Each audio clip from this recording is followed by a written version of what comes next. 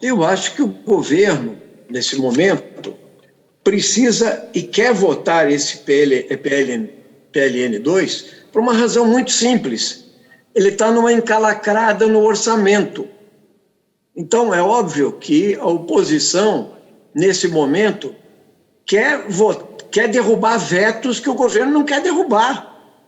Entende? Como é a questão aí da dupla cota das mulheres, né? Como é a questão aí dos computadores para as escolas e assim por diante.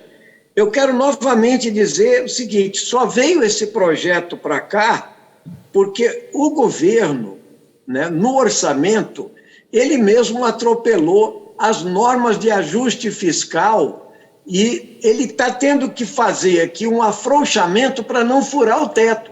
Preciso que se esclareça isso, né?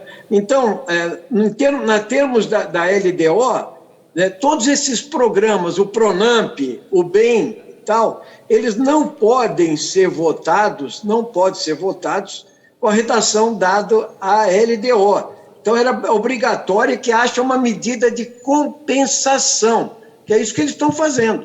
Então, para manter as emendas que foram prometidas para os parlamentares da base do governo, eles estão criando um espaço fiscal no orçamento, né?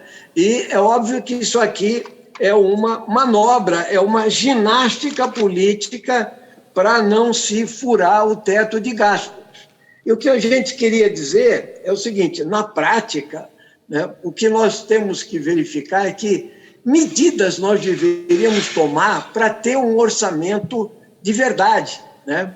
Para ter um orçamento que fosse resposta à brutal crise econômica, sanitária, política, social, ambiental que nós estamos vivendo.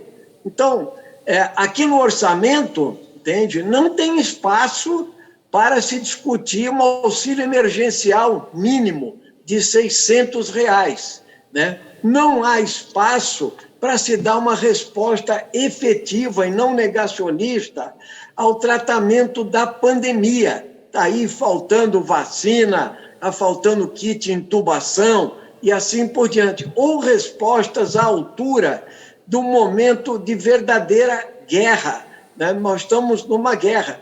Então, ao invés do governo mandar para cá propostas como a desoneração, acabar com as desonerações, entende? Uma reforma tributária para valer, para taxar aqueles que podem pagar, né?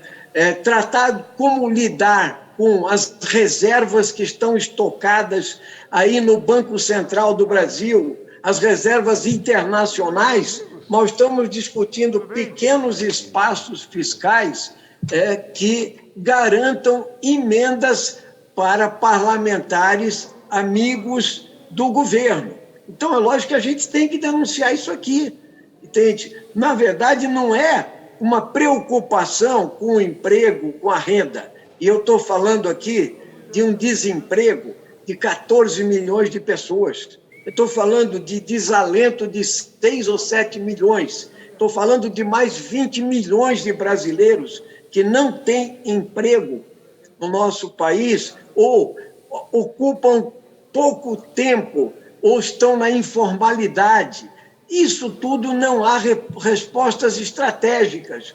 Então, a discussão do orçamento, nesse momento, é uma encalacrada em que o governo se meteu. Ele tem que dar o dinheiro das emendas de um lado e ele está fazendo uma ginástica, uma articulação para poder manter um espaço fiscal. Por isso, a oposição quer a derrubada dos vetos, sim, que prejudicam a classe trabalhadora brasileira. E esses vetos foram feitos aí ao longo do tempo. Muitos vetos que são prejuízos aos nossos estudantes, 15 segundos. Aos trabalhadores brasileiros e, particularmente, a mulher provedora, né, que é o veto 35, que a gente quer a derrubada, senhor presidente, senhores deputados. Obrigado, presidente.